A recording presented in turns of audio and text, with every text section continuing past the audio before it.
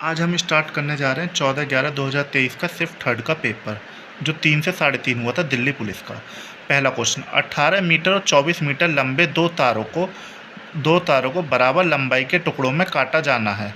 प्रत्येक टुकड़े की अधिकतम लंबाई मीटर में ज्ञात करें। भैया एक तार तो लेना 18 मीटर का और दूसरा लेना 24 मीटर का। इनसे हम मैक्सिमम कितने मीटर का तार लें जो दोनों में कॉमन हो मैक्सिमम। तो इसके लिए हमें क्या लेना होगा, अधिकतम। तो इसके लिए हमें लेना पड़ेगा इनका SCF, 18 और 24 का XCF, यानी 18 और 24 को सबसे बड़ी से बड़ी संख्या कौन सी काटती है।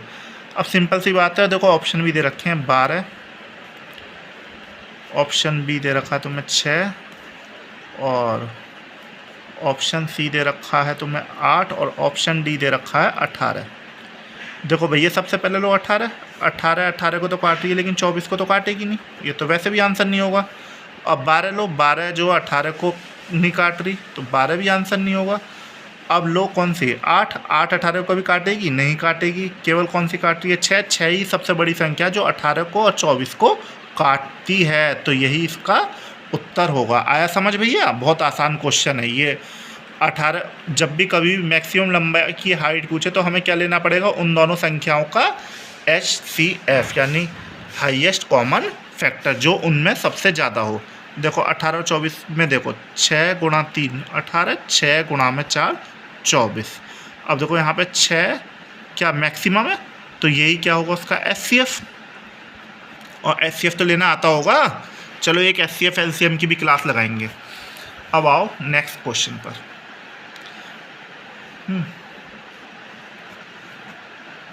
2.5 वर्ष की अवधि के लिए 4.5% की वार्षिक दर से 2,52,500 रुपये की राशि में कितनी होगी यदि साधारण ब्याज पर निवेश की जाए। देखो भैया 2.5 साल के लिए निवेश कर रहे हैं, 1 साल के लिए कितना 4.5%, तो 2.5 साल का कितना हुआ 4.5 गुणा में 2.5, 25 पंजे 125, 25 चौका 100, 100 और 12 112, यानी पॉइंट देखेंगे 2 डिजिट बाद लगेगा 11.25%।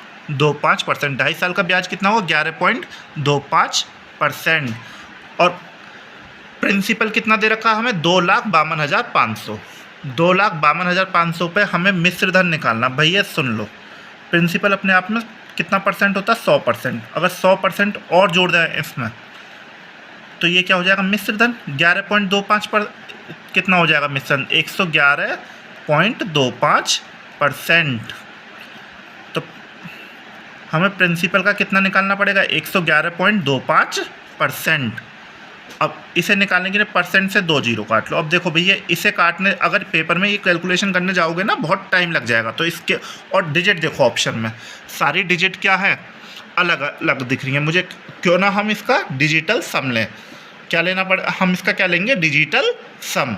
अब देखो 111.25 का डिजिटल सम क्या होगा, 1 और 1 2 और 1 3, 3 2 5, 5 5 10, 10 का मतलब 1, और यहाँ पे डिजिटल सम देखो 5 2 7 और 2 9, ये तो कट गया, और यहाँ 5 5 एकम 5, यानी डिजिटल सम कितना आ रहा है 5। जिस उत्तर का डिजिटल सम 5 होगा वही उत्तर है। ऑप्शन में आप चेक करेंगे, देखो 9 तो कट जाएगा, 2 8 10, 10 6 16 और 2 18, यहाँ पर डिजिटल सम क्या आ रहा है 5। हाँ ये उत्तर हो सकता है हमारा, ऑप्शन ए क्या हो सकता है उत्तर हो सकता है। चलो अब दूसरा ऑप्शन भी चेक करके देख लें। 9 कट गया, 7 2 9 ये भी काट दिया हमने, 5 और 5 10 और 6 16, 16 का मतलब क्या होगा 7, 6 और 1 7, तो ये तो ऑप्शन होगा नहीं, ऑप्शन बी एलिमिनेट हो गया। अब इसी तरीके 2 7 9 ये कट गया, 9 भी कट गया, 6 2 8, 8 5 13, 13 और 8 कितने हो गए 13 और 8 हो गए 21, 21 का डिजिटल सम कितना आएगा 3, तो ये भी ऑप्शन नहीं होगा। और अगला देखो 9 कट गया हमारा, 6 2 8 2 10 8 18, 18 और 2 20, 20 5 25, तो 25 का डिजिटल सम कितना आएगा 7, तो ये भी उत्तर नहीं होगा। पहले का ही डिजिटल सम 5 बनना, तो यही उत्तर होगा। आया समझ। ऐसे क्वेश्चन हमेशा हमें देख लेने, एक बार डिजिट सबकी चेक कर लेंगे। देखो सबकी डिजिट अलग अलग दे रखी हैं, तो सिंपल सी बात है हम डिजिटल सम इसमें बड़े आराम से लगा सकते हैं। अब आओ नेक्स्ट क्वेश्चन पर।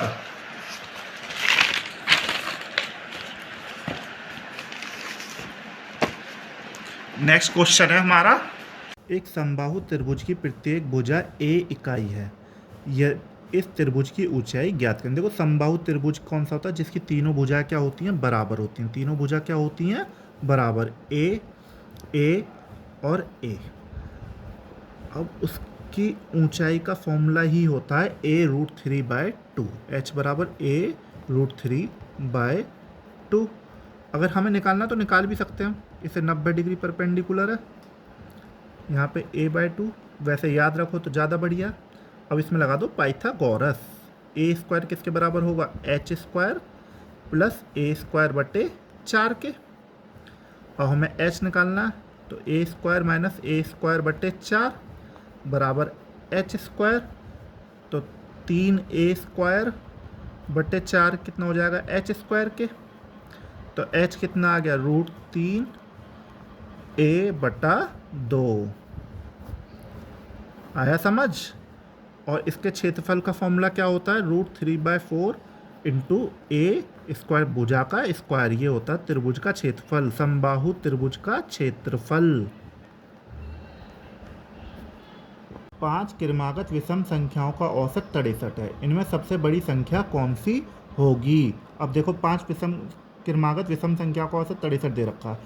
अब मैंने 1 2 3 4 5 का दे रखा, तो बीच की मान ली 63 है विषम संख्या। अगली कौन सी आएगी 63 के बाद, 65।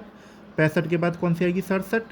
और यहाँ पे 61 और ये 59। सबसे छोटी तो होगी 59 और सबसे बड़ी क्या होगी, सबसे बड़ी पूछिए तो क्या आएगा आंसर, 67। तो इसका आंसर आएगा 67। आया समझ। अब आओ नेक्स्ट क्वेश्चन पर।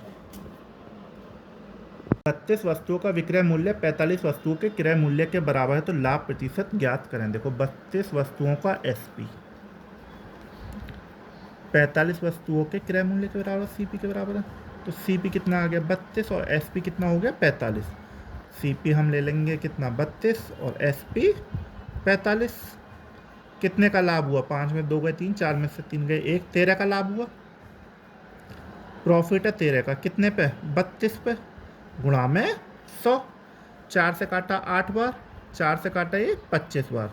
अब 25 की 13 में मल्टीप्लाई करो, 25 3 75, 25 एकम 25, 25 और 6 31 और 1 32, 325/8।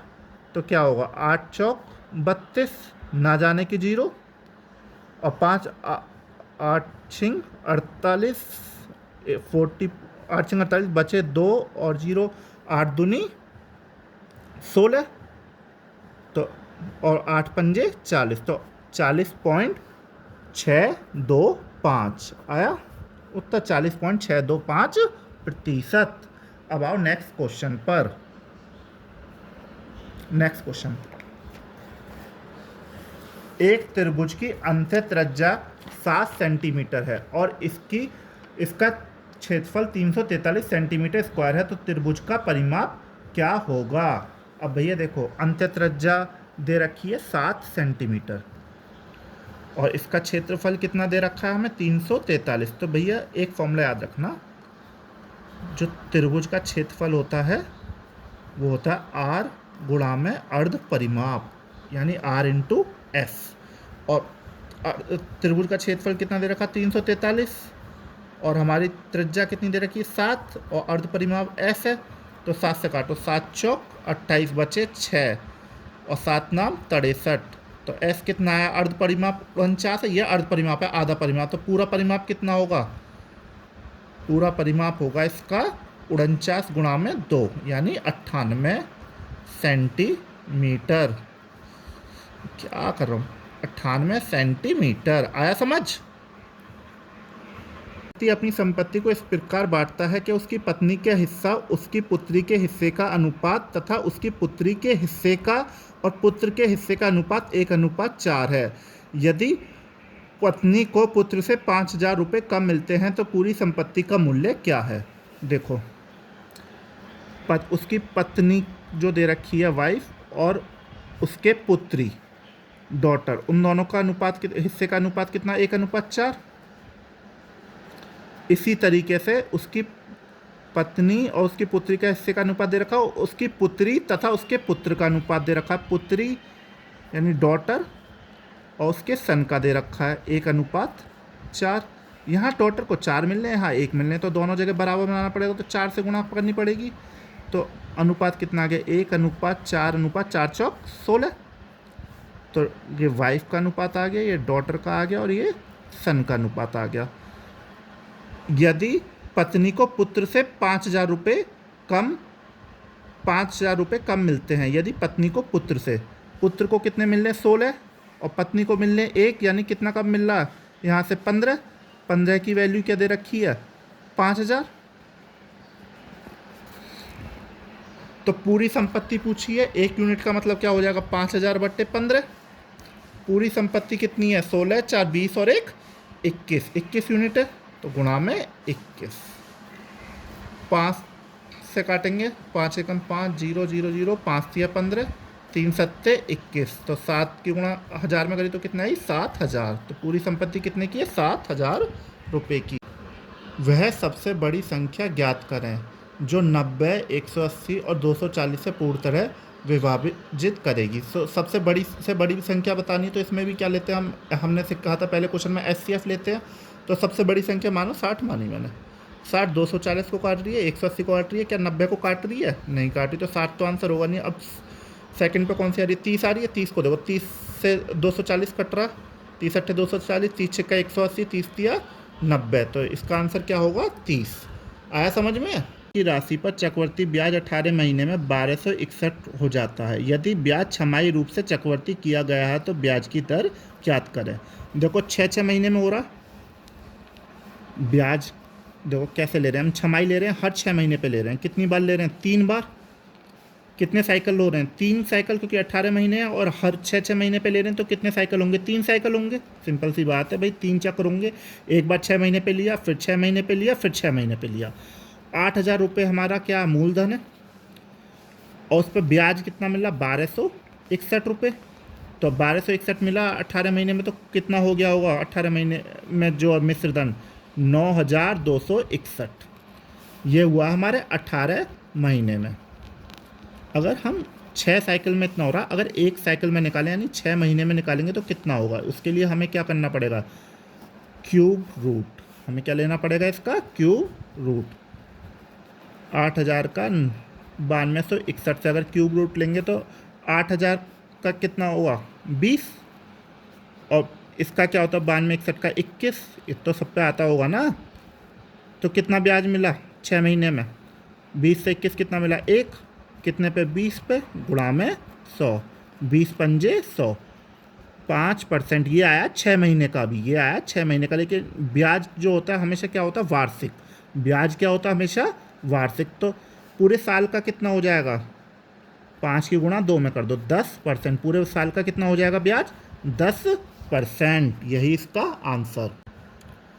एक पुस्तक का अंकित मूल्य 700 रुपये है, लेकिन खुदरा विक्रेता को 20% की छूट मिलती है। यदि खुदरा विक्रेता पुस्तक को अंकित मूल्य पर ही बेचता तो लाभ प्रतिशत ज्ञात करें। देखो अंकित मूल्य पे कितना दे रखा है 700 रुपये, मार्कअप प्राइस दे रखा है हमें 700 रुपये, और 20% की छूट पे लेके आ रहा खुदरा विक्रेता, कितने की छूट पे लेके आ रहा 20% की छूट पे मिलती है उसे, यानी 5 का सामान कितने में मिल रहा है 4 में मिल रहा है। और यदि खुदरा विक्रेता पुस्तक को अंकित मूल्य पे बेचे, 4 का मिला उसे, लेकिन उसने क्या करा अंकित मूल्य पे बेच दिया, 4 का सामान 5 पे बेचा, तो कितने का लाभ कमाया 1 का, कितने पे 4 पे गुणा में 100, 25%। अब ये देखो ये 700 मैंने क्यों काट रखा है यहाँ पे, क्योंकि 700 की कोई ज़रूरत ही नहीं है। यहाँ पे दे रहा खुदरा विक्रेता ने 20% की छूट पे ली है, यानी 5 का सामान 4 में लिया, और फिर जब बेच रहा वो 4 के सामान को 5 पे बेच रहा, तो कितने का लाभ कमा रहा है 1 का, कितने पे 4 पे गुणा में 100, 25%। एक 210 मीटर लंबी ट्रेन है जो 97 किलोमीटर प्रति घंटे की चाल से चल रही है, और 79 किलोमीटर प्रति घंटे की चाल से उसी दिशा में चल रही 240 मीटर दूसरी ट्रेन पीछा से आने में पूरी तरह पार करने में कितने समय लेगी। देखो भैया एक ट्रेन जब दूसरी ट्रेन को पार करेगी, ये 2 ट्रेन है, जब ये इसे पार करेगी तो कितनी दूरी पार करेगी, इस ट्रेन की दूरी और प्लस अपनी दूरी।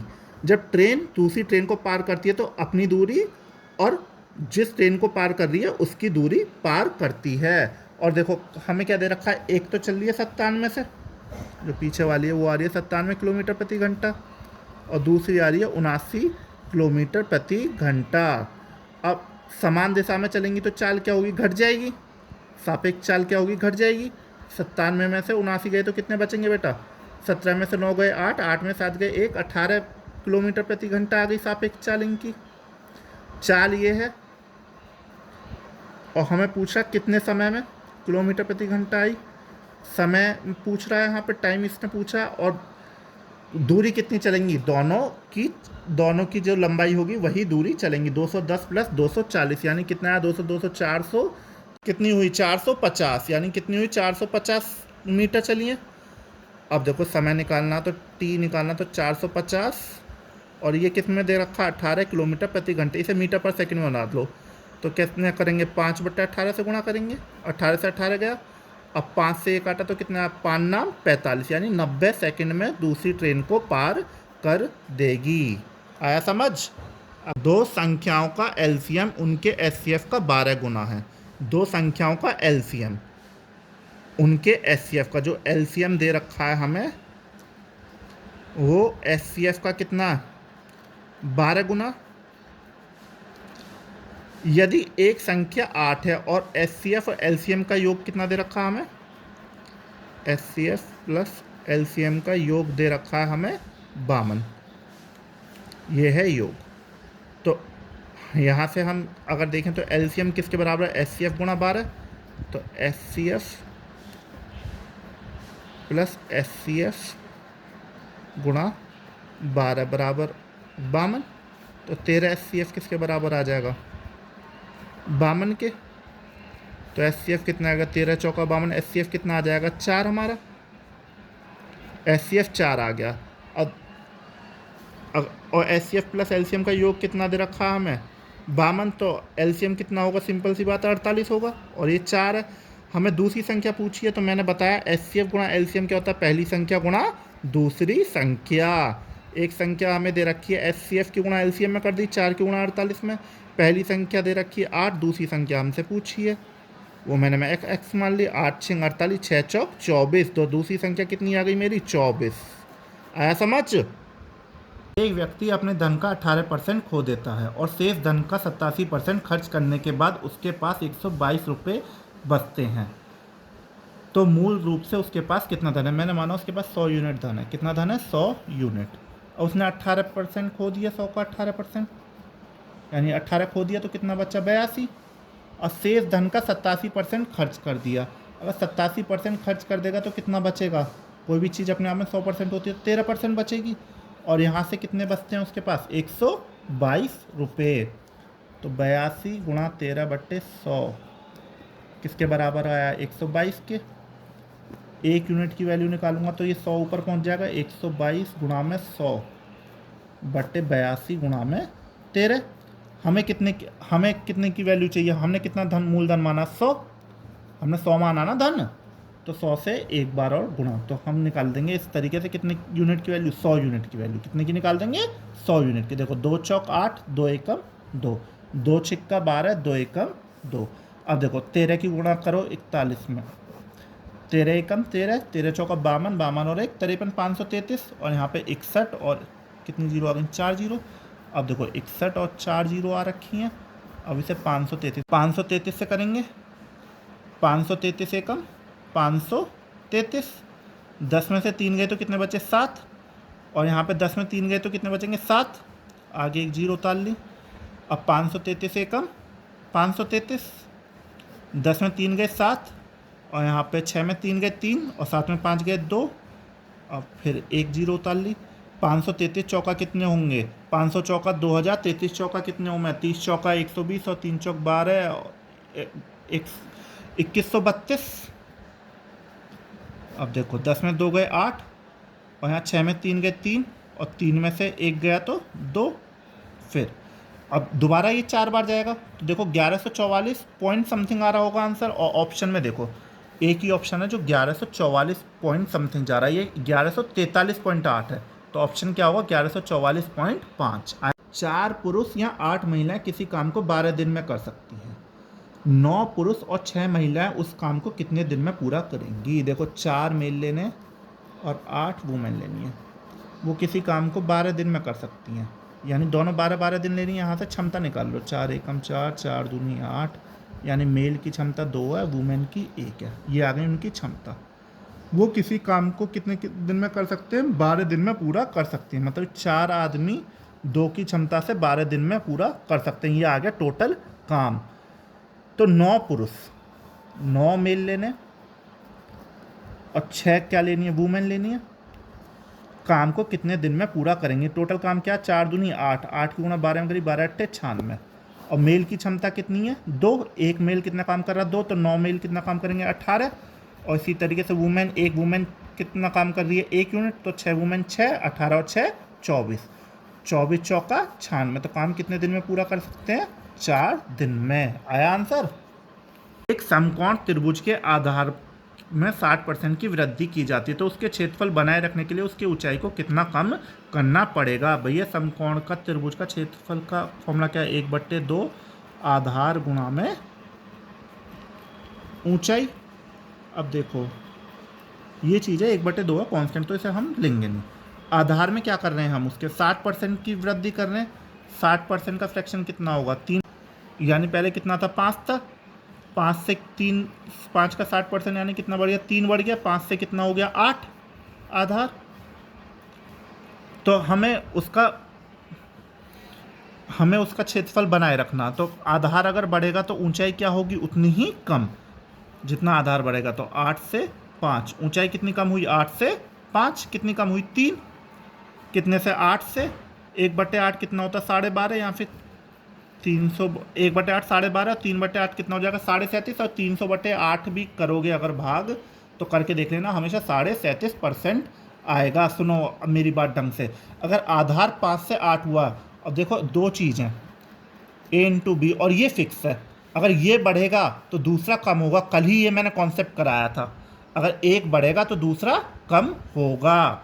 तो आंसर आया समझ में? क्या होगा इसका? 37.5%।